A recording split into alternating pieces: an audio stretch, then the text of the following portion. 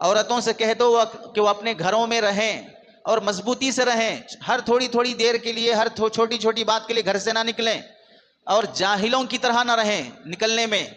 यानी आपको पर्दे के साथ, जिस्म ढका हुआ, मेकअप के साथ जो आदाब बताए गए, खुशबू लगा कर ना निकलें, टाइट कपड़े ना पहने, तंग कपड़े ना पहने, छोटे कपड़े ना पहने, पतले कपड़े ना पहने, अपने जिस्म को छुपाएं, नुमाइश ना करें। तुम्हारा जिस्म दावते जिना है, तुम्हारी चाल दावते जिना है। जिस रंग ढंग से आज की लड़कियां बाहर निकलती हैं, हर शरीफ आदमी भी अपनी शराफत पर बाकी नहीं रह सकता। देखने के बाद खुद ब खुद अंदर से दाइया पैदा हो जाता है। लोग मर्दों को मुजरिम शुमार करते हैं कि रेप किया, बदकारी किया, फलां किया, लेकिन मौका किसने दिया? मौका तो लड़की ने ही दिया कि अगर तुम बाहर ना निकलते, ऐसे कपड़े ना पहनते, ऐसा फैशन इस्तेमाल ना करते, जिस्म ढांकते, तो इंसान की नजर ना पड़ती, तो उसके अंदर हवस भी पैदा नहीं होती।